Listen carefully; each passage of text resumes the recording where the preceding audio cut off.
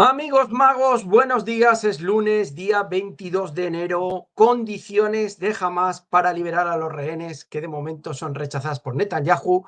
Estas y otras muchas apasionantes cosas de geopolítica vamos a comentarlas hoy con Alberto Iturralde en La Magia de la Bolsa.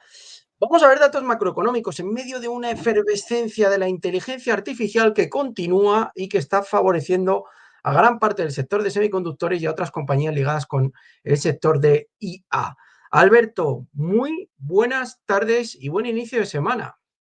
Muy buenas tardes, don Miguel Méndez, amigos magos, especuladores bursátiles y demás gente de mal vivir. Sí, traemos de todo, pero fijaos, este fin de semana hemos podido conocer esas declaraciones de Máxima de Holanda en el foro de Davos, en el que admitía abiertamente que la identidad digital tiene un objetivo de control de la sociedad. Cada vez es más evidente que las élites intentan eliminar a las clases medias europeas para conseguir que la cercanía de quienes pudieran sustituirles dentro de la élite esté cada vez menos a disposición de los ciudadanos. Cuanto más se elimina la clase media, más reforzado tienen las élites su puesto. Así es que, ojo, porque clarísimamente esa frase o ese lema que utilizaban en Davos de recuperar la confianza, admitiendo que ya habían perdido la confianza, no se va a poder cumplir, por lo menos en este Davos, en el que clarísimamente nos están indicando que van a por un mayor control. Lo importante es que podamos seguir divulgando con libertad, así es que por favor dadnos esos likes, suscríbete al canal si acabas de aterrizar por accidente y comenta todo lo que vamos a ir explicando durante esta sesión. Miguel, cuando quieras. Bueno, pues antes de empezar, que lo estaba comentando Alberto, los que os guste la geopolítica, no dejéis de ver los Farad en Amazon Prime. Os va a encantar. Son 8 capítulos. Es uno de los protagonistas, si no me equivoco, de La Casa de Papel, que están ahora tan de moda. Pero si os gusta la geopolítica y todo lo relacionado con armamento, la vais a disfrutar. Yo se lo comentaba a Alberto, ahora Petit Comité, así que los Farad, los que os guste todo el tema este de geopolítica y armamento. Venga, empezamos con Borrell. Borrell, que ha sido investido en la Universidad de Valladolid, doctor honoris causa, y hacía unas declaraciones que yo le traía a Alberto, por cierto que tenéis por ahí en YouTube el vídeo completo, y hace unas declaraciones que la verdad es que no parece un poco lanzar el mensaje de la Unión Europea. Vamos a ver lo que decía. Entre otras cosas, el ataque de Israel contra Hamás no está logrando erradicar al grupo militante, dice el máximo jefe de política exterior, mientras insta a las partes a comenzar a pensar de manera más concreta en un proceso de paz en dos estados.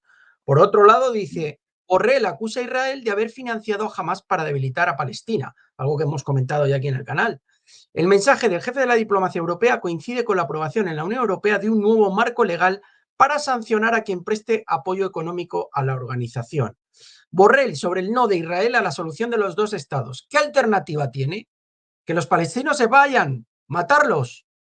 Y dice el artículo que la Unión Europea empieza a esbozar un plan de paz para Oriente Medio en plena preocupación por la regionalización del conflicto y trata de crear un marco legal para sancionar a los responsables de la financiación de Hamas. Alberto. Bueno, en mi vida nunca me habría imaginado que yo pudiera decir que estoy, no sé si ansioso, pero por lo menos sí inquieto por ver ese discurso de Borrell, que nos has dicho, Miguel, me has estado explicado, Miguel, antes, que es un discurso muy distinto al que le escuchamos al jardinero de Europa cuando habla para organismos públicos, con lo cual habrá que verlo. Pero mientras tanto sí que en las noticias que nos trae Miguel hay varias perlitas muy interesantes. Y la mayor de todas es si Israel ha sido creado por una resolución de la ONU, que no solamente creaba Israel, sino también el Estado palestino. ¿Qué legitimidad tiene para existir Israel si no está aceptando la existencia del otro Estado que se reconoce con esa resolución? Nos encantaría que nos lo dijeran.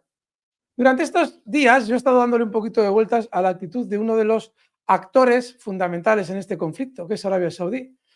Y probablemente debamos volver hacia una información que conocíamos el 22 de septiembre, os lo traíamos también en La Magia de la Bolsa, y que tiene que ver con esa nueva ruta de la seda implementada por Estados Unidos en Oriente Próximo. Fijaos, ese nuevo canal, el canal Ben Gurión, que quiere Israel construir para sustituir al canal de Suez, obliga a que las mercancías que vengan de India pasen sí o sí por Arabia Saudí. Es más, no solamente van a pasar, sino que Arabia Saudí será un corredor imprescindible dentro de esa ruta de la seda. Pero para construir ese canal hay que desalojar a todos los habitantes de Gaza y hacerse con el territorio. Luego, ¿no será que Arabia Saudí está tan calladita precisamente por los grandes intereses económicos que va a obtener si es desalojado Gaza de sus habitantes? Hace más de un año ya se produjo una noticia muy contradictoria con el papel de Arabia Saudí en la geopolítica mundial. Y es que rechazaba vender petróleo en dólares de manera obligatoria y empezaba a hacerlo también en yuanes. Esa noticia, unida a que cada vez que le llamaba a Estados Unidos se hacía la broma en Occidente de que los árabes no le cogían el teléfono a Biden, Biden les llamaba para que aumentaran la producción del petróleo y evitar así las subidas del precio del petróleo, había un cabo suelto en toda esa situación.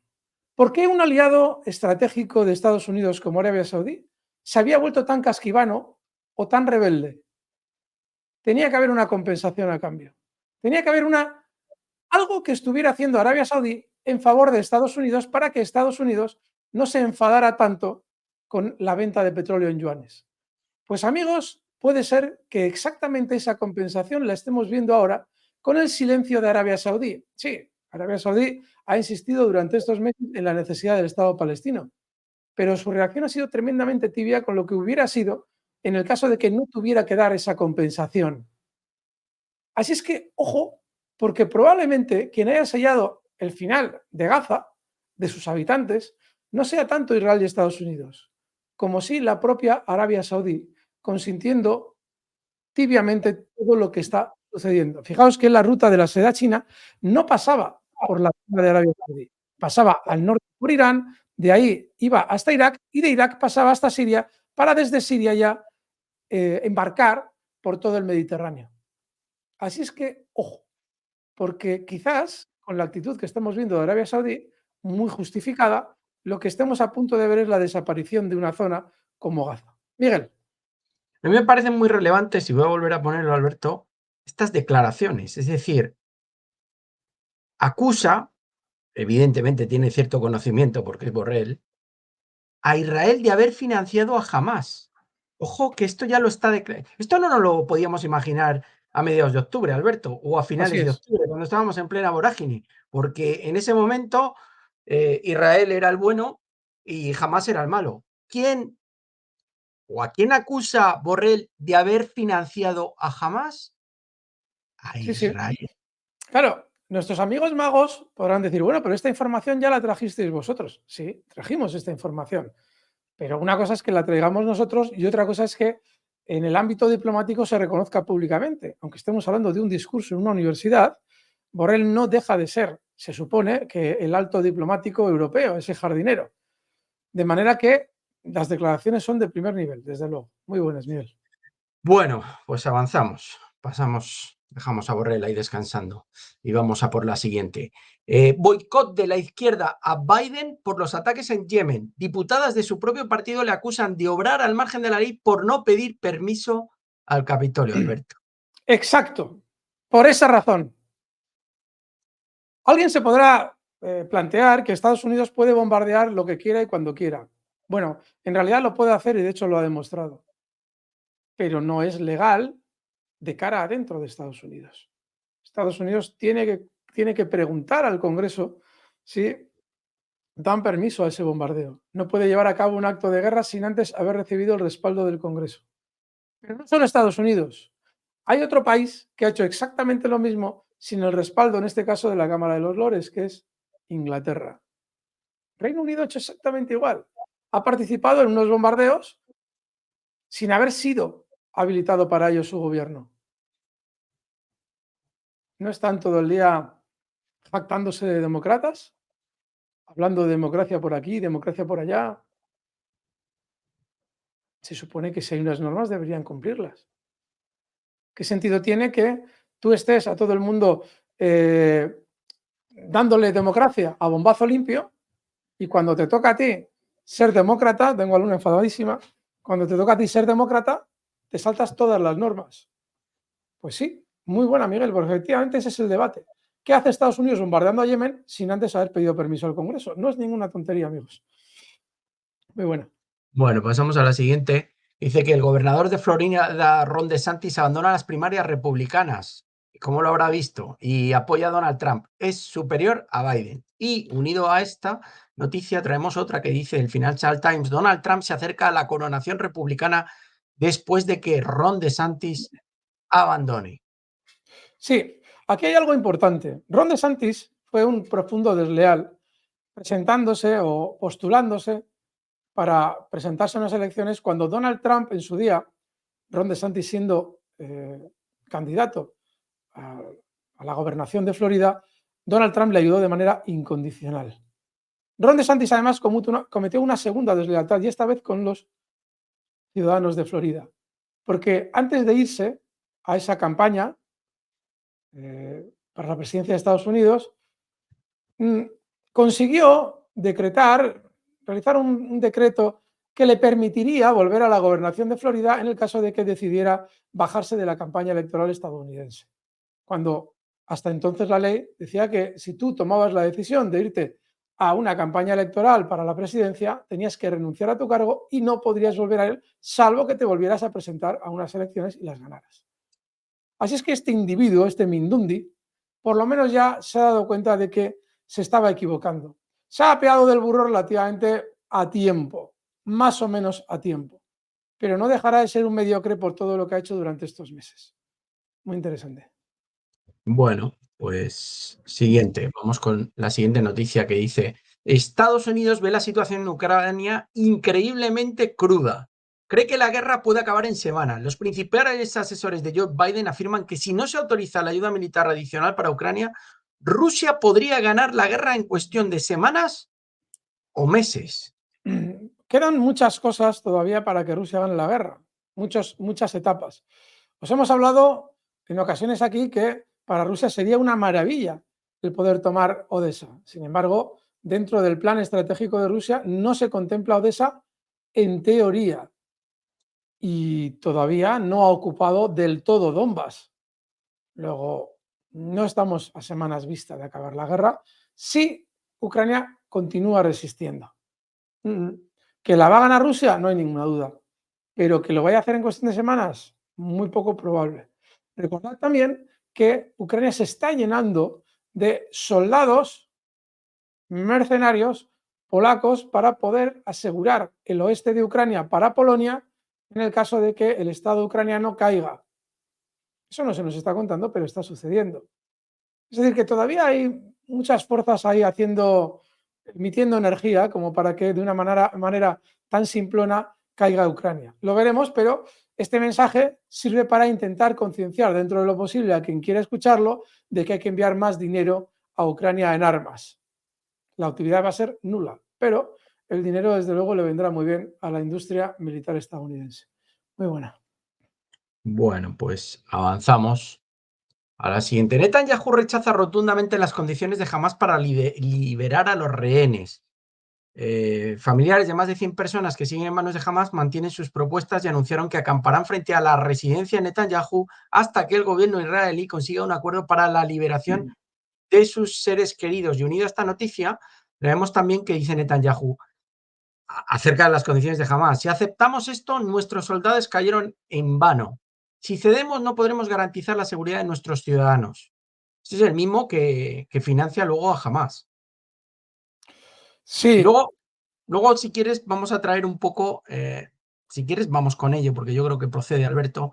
Aquí tenéis que dice Netanyahu: a las 108 familias de los secuestrados. No hay una propuesta real de Hamas, pero sí nuestra iniciativa. Fijaos las caras de los manifestantes exigiendo la liberación. y mientras esto sucede, el hijo de Netanyahu disfruta plácidamente del buen clima de Florida, alejado de un ejército al que por edad le correspondería incorporarse. Que habrán caído en vano los soldados israelíes. Los soldados israelíes han caído ahí porque tú les has enviado ahí. Salvo que admitas que todo lo que está sucediendo lo está haciendo para que tú puedas implementar ese canal, nuevo canal Ben Gurión, que te obliga obviamente a ti a desalojar todo Gaza. Entonces sí que habrían caído por algo lógico. Si no, ¿qué sentido tendría el darle una lógica a la muerte de los soldados israelíes? Si ya has matado 30.000 civiles, la mayoría niños y mujeres, contra los 1.000 y pico que murieron en los ataques de Hamas, muertos por balas de Hamas y del ejército israelí, 30.000 contra 1.000 y pico, 1.500, los que sean, ¿cómo que han muerto en vano los soldados israelíes? ¿No era tu derecho de defensa? Ya te has defendido. No, no caer en vano porque hay otra razón por la que han muerto, que es ese canal al que os hemos hecho referencia al principio. Hay un interés posterior, porque la muerte de esos soldados israelíes se agota en sí misma. Si tú lo que querías era una represalia al ataque de Hamas, porque 30.000 muertos civiles no es defensa, es represalia. Pero hay algo detrás. Por eso no caen en vano. Si analizamos el lenguaje de Netanyahu, realmente nos deja muy claro hacia dónde se dirige y la impunidad que siente sobre sus actos. Sabe que nadie le va a parar los pies, pero en su lenguaje evidencia lo que hay detrás. Miguel, muy Fíjate, interesante. Alberto, que para aclarar un poco a los magos también, voy a sacar aquí, dice, un periódico catarí informó, catarí, que jamás está dispuesto a ser flexible en un alto el fuego gradual, al mismo tiempo que se libera a los rehenes, pero al final exige una retirada total. O sea, no están pidiendo un alto el fuego ya, no, quieren algo gradual, aunque que eso conlleve al final al fin del conflicto, pero nos informa de esto Qatar. Y bueno, yo creo que a Netanyahu, las familias de los secuestrados y los propios secuestrados parece que le importan poco. Y eso que son sus conciudadanos y sus compatriotas, pero él va a su Netanyahu aire. sería feliz si en cualquiera de los bombardeos consiguiera matar a todos los rehenes. Sería feliz, se quitaría un problema.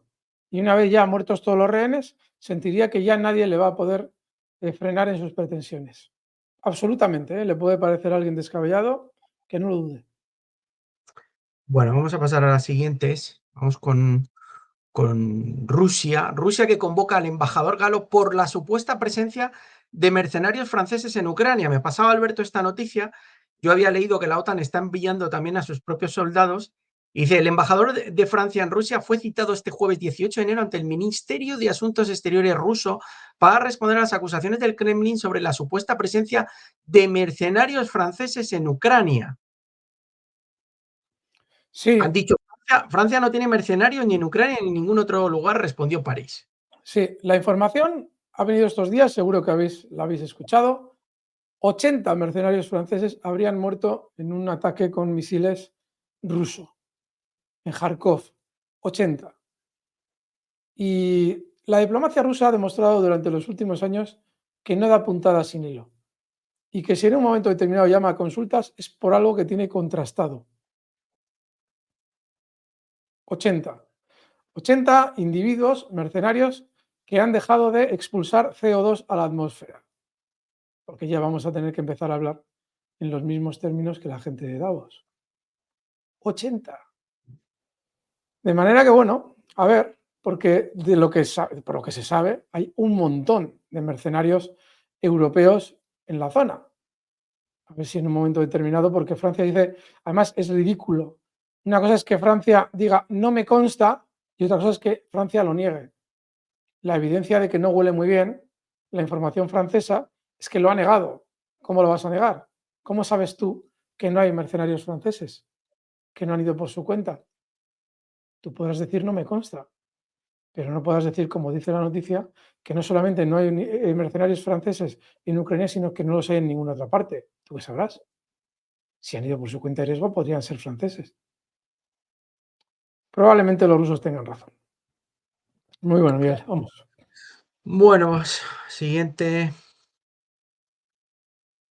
Bueno, Rusia que acusa a Kiev de una masacre de civiles en la ciudad ocupada de Donetsk. Las fuerzas invasoras aseguran que la artillería ucraniana ha matado a 27 personas en un mercado. Dicen que ha sido un ataque bastante despiadado, vamos a decirlo así. Todavía puede alcanzar Ucrania Donetsk. Eso claramente evidencia que no, la guerra no está a punto de finalizar. Otra cosa es que la estrategia de Estados Unidos cambie y se rinda la semana que viene. Bueno, se sabe que Rusia ha ganado la guerra desde hace mucho tiempo, con lo cual en cualquier momento podría venir la rendición. Pero en la situación de resistir, Ucrania todavía alcanza Donetsk. Está lejos de acabar. Lejos de acabar siempre y cuando Ucrania vaya hasta el final, hasta la muerte del último ucraniano, que es la tesis de Boris Johnson y de Joe Biden. Todavía está lejos de acabar. Muy interesante. Bueno, y aquí os traemos, dice este artículo, la guerra de Gaza enfrenta al sur global contra la doble moral de Occidente. Más que nada aquí, este mapita con las votaciones, para que recordéis el resultado de la votación en la ONU para un alto el fuego de la guerra en Gaza. Por cierto que Sergei Lavrov ya llegaba hoy para el Consejo de Seguridad, he visto las imágenes hace un ratito. Fijaos quién se Madre mía, abstiene. Hay varias madre mía. abstenciones y mira los nos, Alberto. En verde intenso, todos los nos, o sea, perdón, en verde intenso, todos los apoyos al alto el fuego. En rojo, las negativas. Y las abstenciones, en esa especie de verde caqui extraño, de Australia, es decir, que. Y mientras tanto, Israel continúa con su genocidio. Esto en las Naciones Unidas, que alguien nos diga para qué sirven las Naciones Unidas. Me llama la atención, Alberto, no sé si aquí puedes hacer alguna aportación, las abstenciones de Etiopía, de Sudán, de Zambia y de Camerún, en Sí, África. Debería estar bueno, todo verde, pero y de India. Sí, tienen que ver con intercambio de cromos diplomáticos e internacionales. Luego hay varios países de tercera fila que también se han abstenido de estas islas raras del Pacífico que constituyen un estado por sí mismas. Paraguay niega un alto el fuego, pero ¿qué sentido tiene eso? O sea, no, son intercambios diplomáticos, no otra cosa. No hay absolutamente ninguna pretensión de negar un Estado palestino de manera sincera. Los únicos que ahí lo hacen de manera sincera son, fíjate, Estados Unidos, Reino Unido se abstiene. Y luego ya sí. todos los tontorastres estos de Centro Europa que han apoyado o sea, que han denegado ese apoyo al alto el fuego.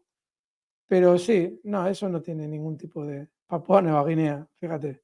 Bueno, Ningún tipo de yo a lo relevancia. mejor soy un poco simplista, pero los que se abstienen, supongo que Estados Unidos tiene muchas sinergias y muchos intereses Exacto, exacto, correlacionados con, pues me imagino, con Camerún o con un Paraguay o con países así que, bueno, no tiene mucho sentido en principio. absolutamente. Sí, sí, es por eso.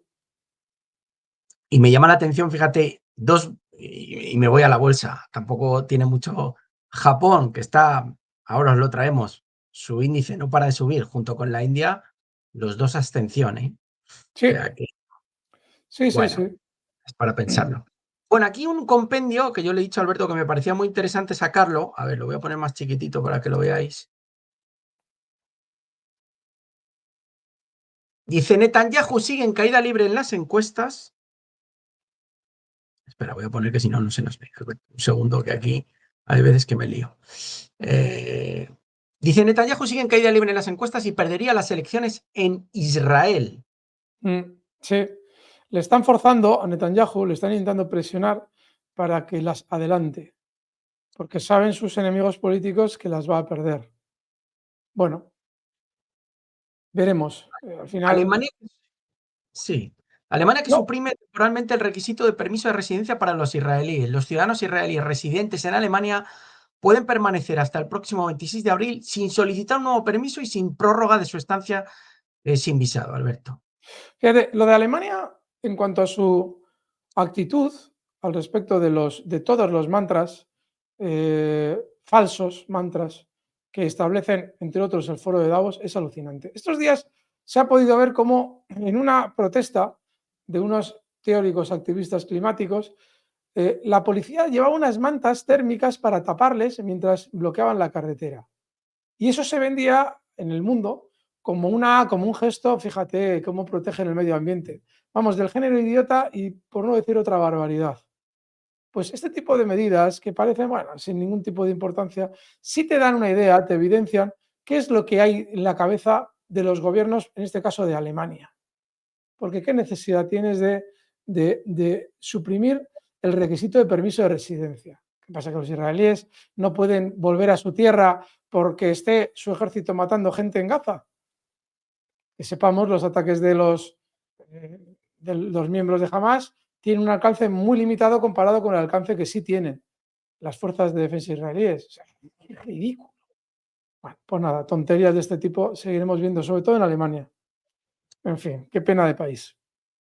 Bueno, luego acusan al primer ministro de Países Bajos de encubrir información sobre Israel para proteger su candidatura a la OTAN. Pues sí, sí, sí. Están todos estos títeres de quita y pon. Quitas ahora a Stoltenberg, metes a Mark Rutte, pero da lo mismo, podría también ser Ursula von der Leyen, da igual. Son títeres de quita y pon, pero claro, para que sean elegidos tienen que ser muy serviles. ¿Y qué manera más óptima de ser servil que la de ocultar una información que te podría perjudicar y sobre todo dejaría con el trasero al aire a toda la OTAN en bloque? En fin, qué asco da esta gente. Miguel, Luego, chicos, poneros en comentarios qué es lo que os va pareciendo todo lo que aparece en la información. Miguel, vamos. nada, y luego la última aquí de este bloque, empleados de la australiana ABC censuran a su director por ceder a presiones pro-israelíes. Más de un centenar de trabajadores de la cadena estatal australiana de radio y televisión ABC aprobaron un voto de censura contra el director de la organización, David Anderson, a raíz del supuesto despido de la periodista Antoinette Lattouf por presiones de grupos pro-israelíes. Para que veáis cómo está un poco la información a nivel global. Es una pena que la sociedad civil, las presiones que pueda llevar a cabo la sociedad civil, como en este caso esos trabajadores solidarizados con su compañera y obviamente en contra del director que adopta la medida, esas presiones llega un momento en el que ya van perdiendo fuerza, van desapareciendo y todo vuelve a la normalidad. Vamos a tener que tener cuidado con eso, porque va a llegar un momento en el que la restricción de derechos en Europa va a ser tal que va a haber tener que plantarse y decir, de aquí no nos movemos. Esta noticia es muy bonita porque evidencia que estos trabajadores conocían la verdad y quieren seguir informando con libertad. Pero desgraciadamente en todas las empresas y hasta cierto punto, cuando tu sueldo depende de otro, es comprensible, las cesiones, tendrá que haber un momento en el que ya eso no se aplaque. Veremos, pero la pérdida de derechos, y estoy hablando de Australia, pero es un ejemplo perfecto para toda Europa. La pérdida de derechos y libertades es brutal. Va a haber un momento en el que tendremos que elegir entre hacer un esfuerzo mayor o resignarnos a una pérdida absoluta de la libertad de expresión, como es este caso. Y ya terminamos, Alberto. Putin, que está planeando una visita a Corea del Norte en una fecha próxima, dice la Agencia Central de Noticias de Corea. Bueno, sin más, Sí, simplemente. pero pero es muy importante lo que está pasando con Corea del Norte. Un país que estaba totalmente denostado en el ámbito internacional, incluso por Rusia. Rusia participaba de los embargos contra Corea del Norte. Pero mirad cómo han rehabilitado a este individuo, a Kim Jong-un, con la guerra de Ucrania. Corea del Norte tiene un gran problema y es que una de las formas de mantener su industria funcionando, os va a parecer ridículo, pero es así, es producir armas. Y las armas, ya lo hemos explicado en alguna ocasión, solo son rentables si se utilizan.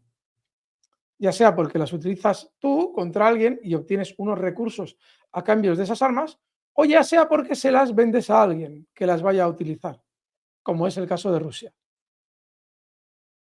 La economía de Corea del Norte os podría sorprender lo que va a mejorar con todo este asunto. Lo iremos viendo porque Corea del Norte, obviamente, aquí ya ha visto un filón, por eso está realizando un apoyo incondicional de Rusia.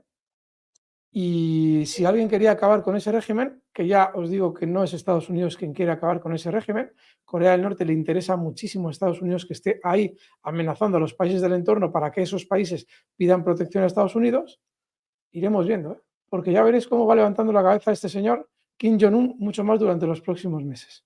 Muy interesante, Miguel. Bueno, pues vamos a pasar ya a la parte macro. Chicos, si os ha gustado el contenido de geopolítica, Like. nos dais un like. Y como siempre, los que estáis nuevos por ahí pululando, que no estáis suscritos a la magia de la bolsa, pues os suscribís aquí a mano derecha, en la esquina inferior derecha tenéis un logotipo en verde fosforito, en pequeñito, que pone suscríbete, le clicáis y estáis suscritos. Bueno, Alberto, vamos a pasar a las noticias, vamos con la agenda, es lunes, y vamos con la agenda semanal, Venga. que la tengo por aquí. No hay nada destacable hasta el miércoles, porque el lunes comparecencia de Lagarde, sin más, y el miércoles empieza un poco lo fuerte. Tenemos PMIs en Alemania, Francia, Eurozona, y tenemos PMI de servicios en Estados Unidos junto con el PMI manufacturero, que es uno de los grandes datos de la semana, y los inventarios de crudo el miércoles. El jueves, IFO alemán, atento a tu DAX con esta publicación del IFO, comunicado del BCE de tipos de interés, tenemos peticiones de subsidio por desempleo que la semana pasada salieron muy bajitas, y tenemos dato estrella semanal, el PIB trimestral en Estados Unidos, junto con permisos de construcción, pedidos de bienes duraderos y venta de viviendas nuevas. Ya sabéis que la semana pasada fue muy laxa en cuanto a datos macro y esta semana viene más cargada. Y el viernes tenemos precios del gasto en consumo personal, gastos personales, índice de precios del gasto en consumo personal, algo que mira bastante la FED, es un dato que le interesa para saber cómo va un poco todo el tema de los precios, etcétera, y ventas de viviendas pendientes. Por lo tanto, dato estrella, PIB trimestral el jueves y PMI manufacturero Estados Unidos el miércoles. Resultados empresariales, bueno, aquí tenéis un poco el calendario. Hoy publica el cierre Logitech, mañana martes Verizon, 3M, Eli Lilly, Johnson & Johnson, la empresa del sector real estate de R. Horton, Packard, Netflix. Vamos a ver qué nos dice sobre su número de usuarios, que es importante, no solamente beneficio por acción y venta, sino número de usuarios activos. Intuitive Surgical, que está como un tiro últimamente, Baker Hughes y la empresa de semiconductores Texas Instruments. El miércoles tenemos AT&T, ASML Holdings, que también está haciéndolo muy bien, Laboratorios Abbott, Progressive Corporation, Amphenol, SAP, que también está como un tiro, hoy la traemos dentro de los valores destacados en Alemania, Tesla, IBM, ServiceNow, Las Vegas Sands, United Rentals o la empresa de semiconductores Lam Research.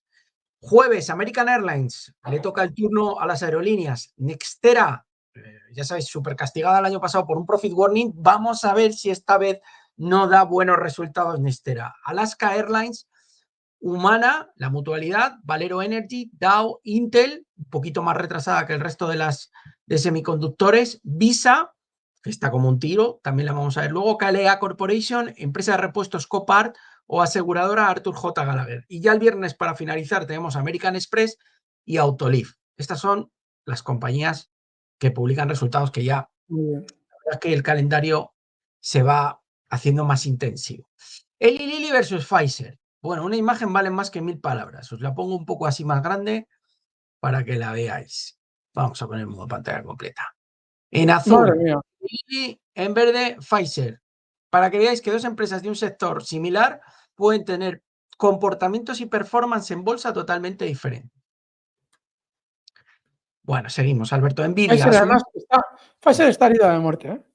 Veremos a ver qué va saliendo de la crisis sanitaria y todo lo que comercializaron los chicos de Pfizer, porque huele fatal, pero fatal, ¿eh? La tendencia bajista de Pfizer es sobrecogedora y va a haber muchos problemas. Sí, Miguel.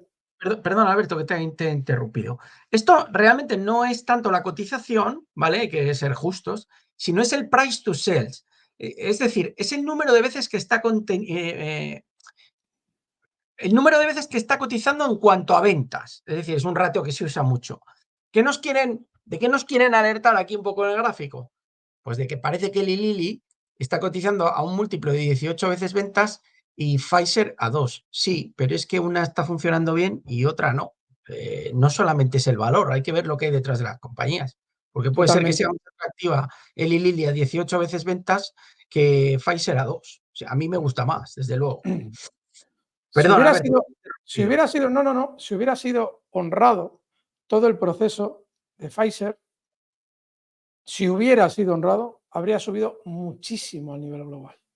Lo que estaban introduciendo en el mercado no era lo que decían.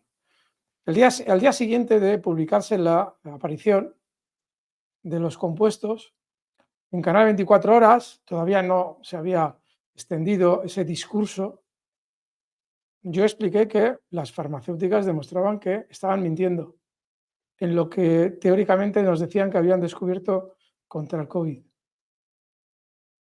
Y ya lo habéis visto. No. Esta performance, como tú sueles decir, obedece a algo interno muy negativo. En el caso de Pfizer, no conozco los entresijos de Lilly, pero los de Pfizer sí. Y es algo muy negativo, Miguel. Muy negativo. Continuará cayendo.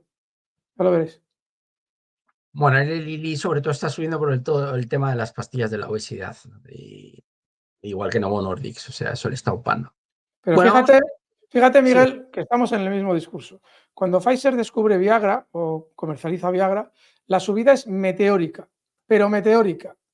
No sé si puedes en un momento determinado pinchar, te voy a compartir, yo tengo la cotización pura y dura de Pfizer y vamos a explicar la subida que se produce con el descubrimiento de la Viagra. Vale, comienzan los test de la Viagra en el año 95. Estoy recuadrando la zona en la que comienzan esos test. Fijaos cómo el valor, desde el año 95, es ese recuadro que os he colocado, tiene una subida meteórica, desde niveles de $2 hasta niveles de $20, que termina en el año 98 cuando se publica la comercialización de Viagra, que era todo un éxito, controlados efectos secundarios, bla, bla, bla, bla, bla, bla, bla, bla, bla.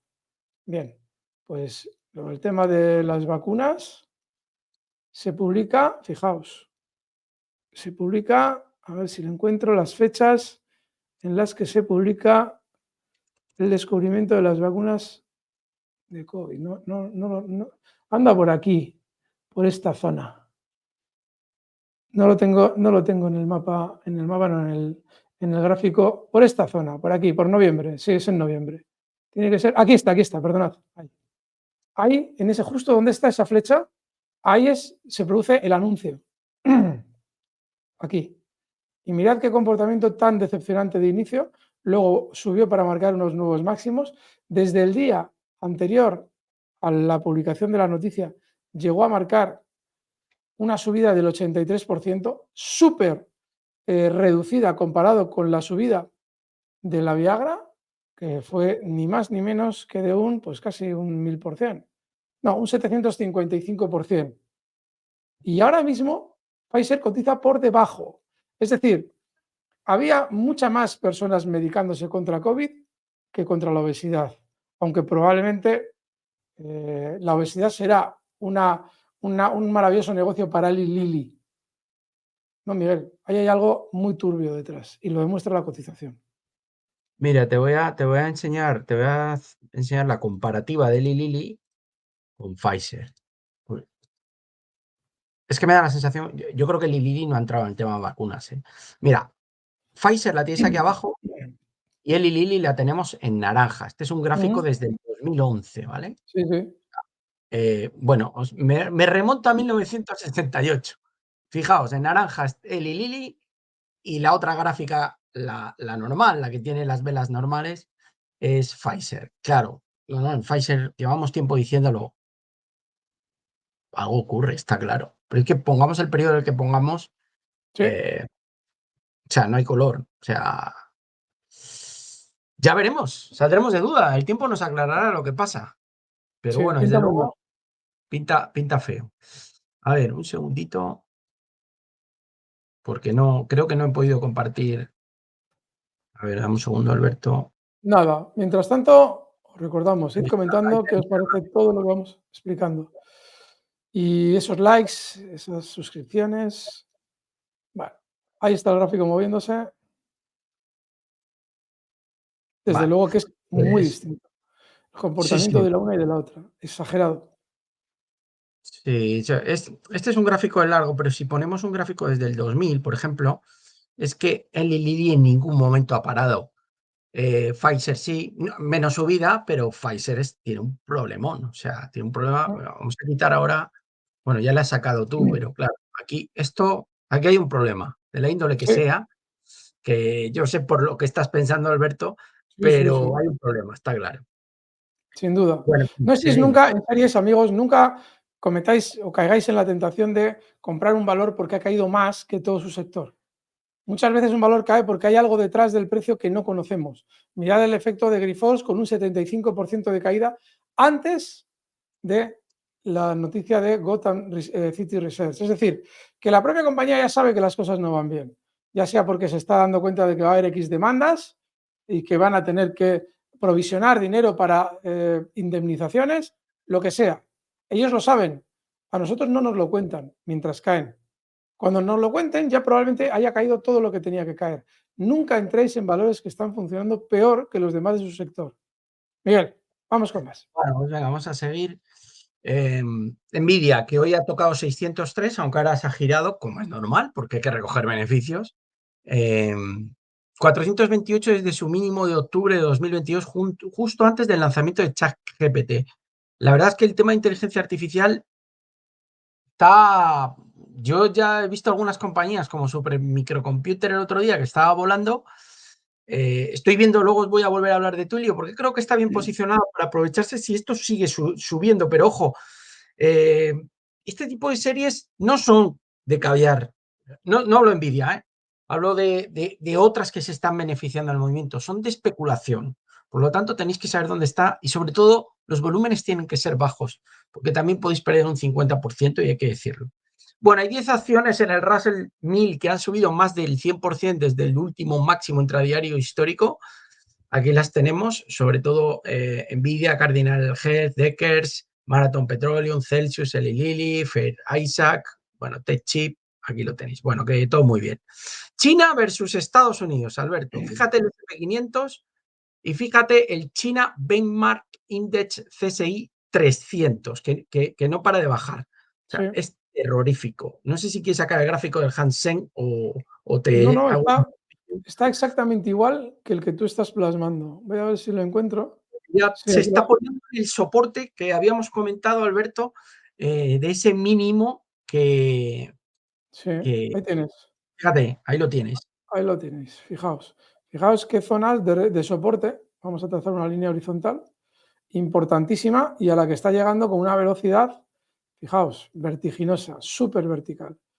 Veremos qué pasa justo ahí, pero no tiene muy buena pinta. Lo normal es que tenga rebotes, Miguel, no sé cómo lo ves tú, pero independientemente de eso, la tendencia es Es interesante lo que escalofriantemente. dices, porque probablemente pierda ese nivel de soporte, nos haga pensar a muchos inversores que esto va a derrumbarse y luego se vuelva a meter en rango para arriba y vuelva a recuperar niveles de 15.000, Sí, incluso sí, de sí, 16.000 puntos. O sí. sea que, Si alguien quiere saber dónde podría generar la trampa, mirad este soporte en el pasado, esta zona que aquí se ve que ha sido de control para el precio, clarísimamente además.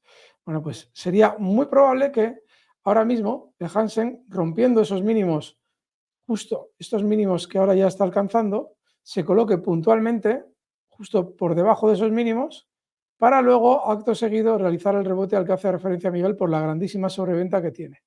¿De acuerdo? Pero la pinta sigue siendo horrible de fea. yo, Alberto, soy un poco maquiavelo. Me está viniendo a la mente una estadística que me encantaría saber. ¿Qué hizo el Hansen con la toma de posesión y el primer año de mandato de Donald Trump? Bueno, pues si tenemos en cuenta que Donald Trump entró en el 2017 en el poder, estuvo hasta, sí, hasta enero de 2021, pues estamos hablando de esto es enero de 2017, se produce una subida relativamente importante, voy a intentar más o menos calcular cuánto es, estaríamos hablando de un máximo de subida de un 47% durante un año y luego ya se empezó a mantener lateral. Creo recordar que las sanciones de Donald Trump tardaron unos meses en empezar a aparecer. Bueno, pues en realidad tiene un poquito que ver este gráfico con esas sanciones de Donald Trump. Bueno, simplemente simple curiosidad. Bueno, pues seguimos, Alberto, que tengo alguna Venga, cosita más interesante. Vale, aquí tenéis, bueno, el índice de Shanghái 268 abajo. Mientras tanto, el Nikkei de Japón a lo suyo, otro 1,71 hoy. O sí, sí, sea, 36.546. Nos tenemos que ir a niveles, he leído, de 1987 para ver niveles tan altos. Lo más probable es que ya rompa esos máximos históricos y vaya a buscar los alrededores de los 40.000. Que os decíamos el otro día que AMD probablemente conquistaría sus máximos históricos, ya se ha sido cuando estaba todavía por debajo un 5 o un 6%. En este caso, lo más probable es que el Nikkei rompa esos máximos históricos por esa proximidad. Taiwan Semiconductor dice que los ingresos en 2024 van a crecer más del 20% gracias a la creciente demanda de chips de alta gama utilizados en aplicaciones de inteligencia artificial. Principales clientes de Taiwan Semiconductor: AMD, Nvidia, Qualcomm, Intel, Apple y Broadcom. Todos van bien.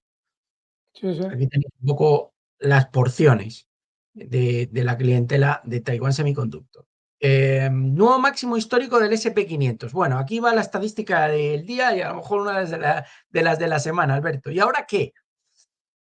Hay un máximo histórico del SP500. ¿Qué dice la estadística? Ojo, que el SP500 ha roto una racha de 512 días de negociación sin alcanzar un nuevo máximo histórico. Es el sexto periodo más largo de la historia en alcanzar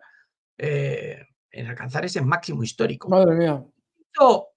En las 5 ocasiones anteriores en las que tardó, pues el número de días lo tenéis aquí, 539, 819, 1897, 1802 y 1375. Pues a 6 meses, menos en una ocasión, en el 2007, en todas ha subido y la media de subida está en torno al 7,81%.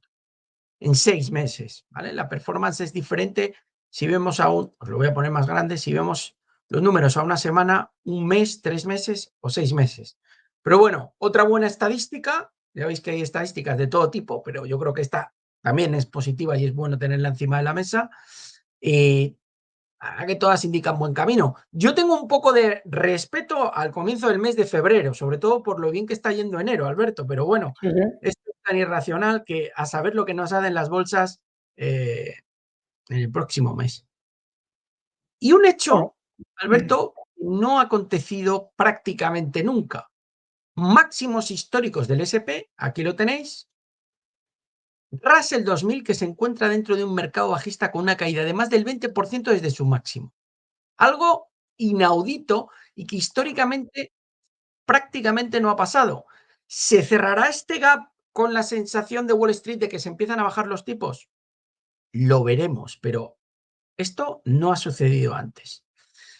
Importantísimo esto que viene, Alberto. Es que me parece que aporta un montón. Correlación del SP500, siempre lo decimos, con la liquidez de la Fed. ¿Qué está haciendo ahora la Fed? ¿Qué ha hecho la Fed desde los mínimos de octubre? Inyectar liquidez al mercado. 307 billions se han agregado desde el 27 de octubre. ¿Qué ha hecho el mercado? No parar de subir. Aún tienen carrete y aún tienen liquidez disponible. Fijaos a qué niveles llegamos, es verdad, en pleno periodo de COVID en 2021, pero fijaos el spread entre el SP y la liquidez del mercado. Es decir, andan sobrados, pueden controlar el mercado fácilmente, tanto a la alza como a la baja. ¿Por qué? Porque tienen liquidez disponible, el spread es muy amplio y a poco que meten liquidez, el mercado responde de forma súper agresiva. sí, sí. Por lo tanto, estamos en manos, chicos, de la Reserva Federal y de los bancos centrales. Bueno, vamos a pasar al siguiente. Sí, Alberto, no sé si querías comentar algo o sí, No, o no. continúo. Me estaba mirando esos mínimos, son un poquito antes que los ataques de Hamas. Me parece muy interesante esa estadística que nos traes, esa línea azul clara ahí abajo, Sí, empiezan a justo. inyectar liquidez incluso durante el mes de septiembre, antes de los ataques. ¿Cómo supieran que tendrían que contener el mercado? Exacto, exacto, tal cual, eso es lo que estaba pensando. Sí. Fijaos el gas natural. Vaya palo que se está llevando, Alberto, el gas natural, que hay casi un 7%, ¿eh? Desde niveles de 2,90 a 2,13. Al contrario que el uranio, que cada vez que lo miramos está más alto y sigue subiendo máximos de 16 años, Alberto. Es que Espectacular. el gas natural es curioso porque están apareciendo especuladores que están interesados en tradear especulación a corto plazo con el gas natural. Es dificilísimo de manejar, dificilísimo. Yo sugiero que antes de meteros en toros tan bravos o meteros con toros tan bravos a torear, tengáis otro tipo de activos. Por ejemplo, cualquier índice. Cualquier índice tiene que obedecer al sentimiento contrario de los operadores del índice. Ese es mi gráfico. Espera un poquito. Os voy a poner el DAS. ¿Has terminado? No, me queda solamente una cosa, Alberto. Espera un segundín. Vale. Entonces, ¿qué es lo que implica ese movimiento que nos marca Miguel? Especular en el gas natural es, bueno, no sé si imposible, pero por lo menos a corto plazo. Es muy, muy, muy difícil. Otra cosa es que alguien con mucha tranquilidad y paciencia diga, bueno, pues yo creo que estamos hablando de niveles muy bajos, fijaos, ahí lo tenéis. Niveles muy bajos históricos, ahí tenéis los recuadros las veces que ha tocado esa zona y luego ha rebotado, vale. Pero el andar comprando, vendiendo, ¿dónde coloco un stop aquí? No sé, yo no lo recomiendo, Miguel. Yo no lo recomiendo.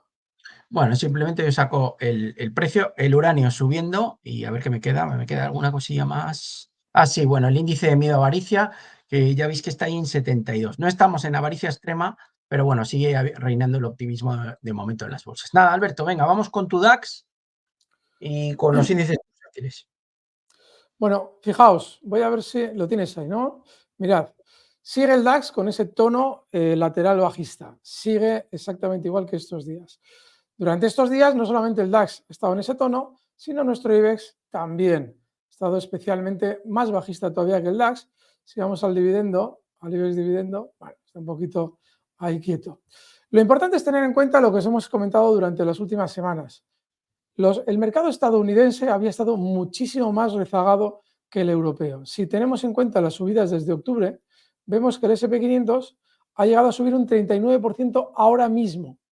Y si tomamos desde la misma fecha las subidas en el DAX, veremos que el DAX ha llegado a subir desde los mínimos de octubre hasta un 43%. Es decir, ahora estaría compensando una menor subida en el pasado, que es exactamente lo que estamos viendo.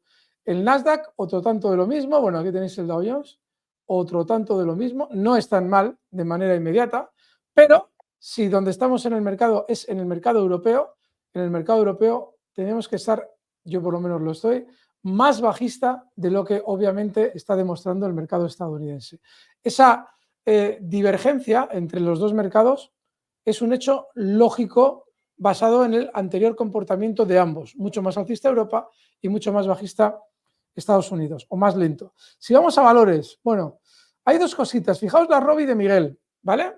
El viernes pasado, en el consultorio con Luis Vicente, como no tenía nada interesante en la mano y no quería repetir Repsol, pues expliqué por qué Robi todavía podía subir algo más, y ahí lo está haciendo. Está yendo de maravilla y con muy baja volatilidad.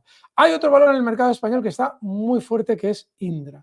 Indra está realizando un movimiento histórico clave, y es que hasta ahora, en los años desde los que yo soy analista en público, hablo para medios, es decir, desde el año 2006, siempre he desaconsejado estar en Indra, porque Indra nunca había llegado a superar los máximos históricos y a entrar en una tendencia alcista clara. Bueno, pues el valor ha cambiado por completo. No significa que vaya a ser eternamente alcista, pero sí que de manera inmediata esa subida que ha realizado durante las últimas semanas tiene una pinta o sigue teniendo una pinta fantástica, y cuando un valor hace ese tipo de movimientos hay que ser coherentes.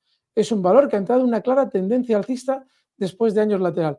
Fuera de esto tenemos Ferroviales marcando nuevos máximos. Miguel, ¿querías decir algo? No, estoy, ¿No? estoy viendo atentamente todo lo que va saliendo. Estoy poniendo Fuera de esto los tenemos tickers. a Ferrovial marcando nuevos máximos históricos. Aquí lo veis, sigue funcionando de auténtica maravilla. Ha despertado un poquito más Telefónica. Estos días atrás, recordad que había estado un poquito más rezagada. Hoy parece que quiere levantar cabeza. Y a los bancos los tenemos aburridillos, con una especie de pullback para frenar justo en zona de resistencia ahora mismo. Miradlo aquí. Ahí tenéis el apoyo claro en el pasado. Y ahora justo Santander, cuando llega hasta esa zona, tiende a frenar temporalmente. BBVA, otro tanto de lo mismo. Fijaos, también frenando temporalmente en zonas de resistencia. Es decir, nada nuevo bajo el sol. Si tenéis que jugaros los cuartos, yo creo que lo normal es, por ejemplo, en el caso de Robi, pues ya podéis subir el stop que os daba yo en el consultorio la semana pasada, cuando Miguel nos traía el valor, podéis subir ya un stop a zonas de 63, 62,50. Y en el caso de Indra, Indra está fortísima. Yo aquí tengo muy difícil la opción de colocar un stop. Quizás en el caso de Indra, zonas de 15,39. Son los tres únicos valores, Ferrovial, Robi e Indra, que están en un tono claramente alcista. Miguel. Bueno, pues vamos con los valores del día en Wall Street. A ver, aquí lo tengo. Bueno, voy a empezar por un alemán, Alberto, porque SAP, he dicho antes que lo íbamos a sacar. Fíjate cómo está.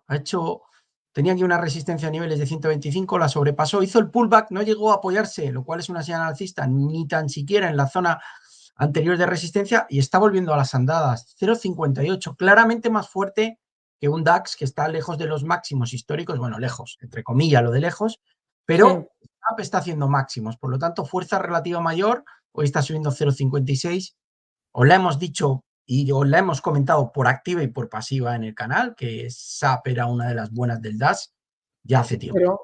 Pero el recorte sí lo realiza hasta la zona de pullback, ¿eh, Miguel? Espérate, a ver, le voy a echar yo un vistazo. Bueno, igual Si no te nos fijas, coincide exactamente el gráfico. sí que lo hace, vamos a ver si a mí me coincide, porque a mí me suele gustar, fíjate, que los haga bien los recortes. Y a mí, mira, te voy a compartir pantalla. A mí me sale con precisión, además, que lo ha hecho hasta donde debía. Si puedes pinchar un segundito esa imagen, fijaos, a mí me sale el gráfico que marca unos máximos durante el año 2020 en 135 y el recorte Claro, que realiza ahora.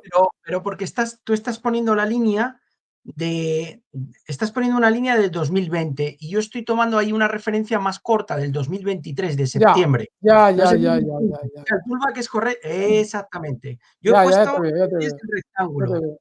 Eso Vale, es. perfecto. Entendido. Muy bien, seguimos, Miguel.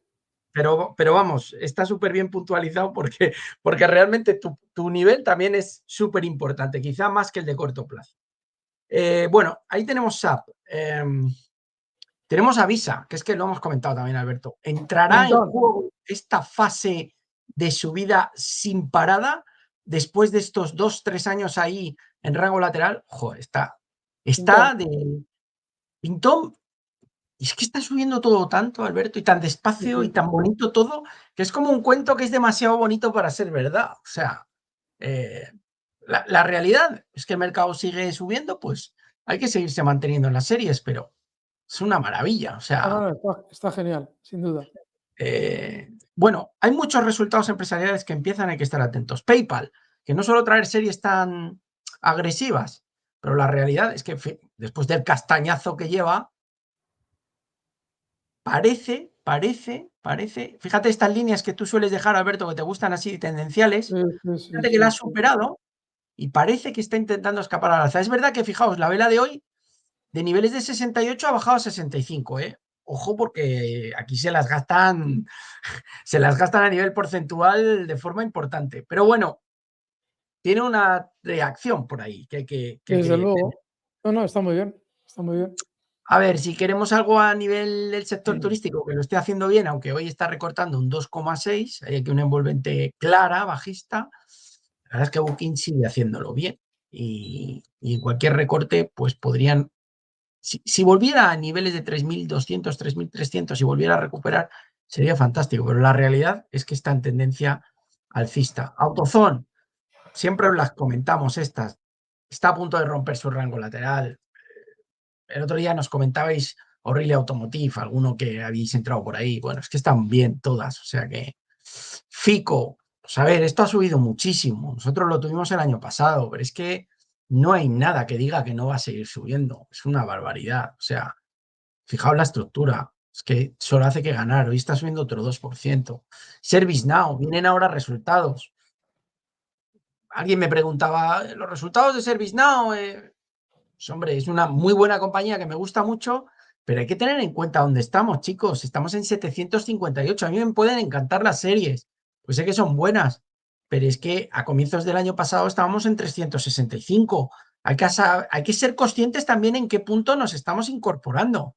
Es decir, todo muy bonito, pero fijaos en los niveles que van alcanzando ya los precios. O sea que Calea Corp, igual, semiconductores, pues está en tendencia, están haciéndolo bien.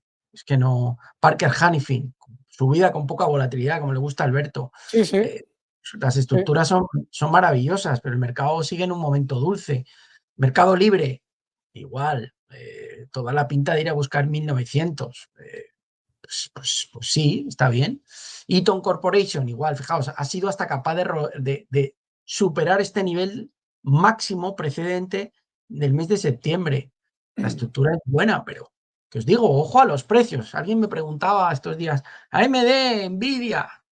Pues es que no es lo mismo haber comprado el día 2 de enero que haber comprado hoy, porque es que las subidas son de un 20%, un 25%. Entonces, no significa que no nos gusten las series, significa que hay que tomar también precaución en cuanto a la entrada de los precios y el momentum. JB Hunt, que hoy también estaba subiendo un 3%, logrará esta empresa de transportes, que era de dos hermanos, pues de dos hermanos, superar este nivel de 210, aquí entre 210 y 215 se ha atascado en el pasado.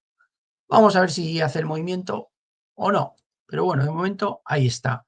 Y nada más, sí que quería comentar Twilio, porque hay mucha gente que me está diciendo, a, a mí me gusta, pero esto lo vuelvo a decir, esto es muy personal. En su día hablamos de Carvana. ¿Puede ser la próxima Carvana? Joder, pues podría ser. ¿Tiene muchas sinergias con el tema de inteligencia artificial? Sí. ¿Es una castaña en cuanto a que tiene pérdidas? Pues sí, esto no es lo que a mí me encanta para tener de forma estructural y no mover en cartera. Ah, que puede romper el 78 e irse a 120 o a 175 en medio de qué buena es la inteligencia artificial y la cantidad de beneficios que tiene. Pues sí, pero de forma muy oportunística. Me gusta como especulador, ¿eh? Otra cosa es que esto no es para todo tipo de perfiles y los volúmenes deben ser muy bajos porque el valor es volátil. Luego, ni somos los mejores porque haga el movimiento, ni somos los peores si luego cae un 20%. Sobre todo resultados día 14 de febrero, si no me equivoco. Hay que estar atentos. Alberto, sin más. Muy bien. Pues nada, amigos, dándonos ese like, suscribíos. Esto ha sido todo por hoy, Miguel. Un placer estar contigo y mañana más. Pues nada, hasta mañana y mañana continuamos con la magia de la bolsa y seguimos con todas esas noticias geopolíticas que siempre nos comenta Alberto. Así que nada, que paséis buena tarde y feliz día. Fuerte abrazo, amigos.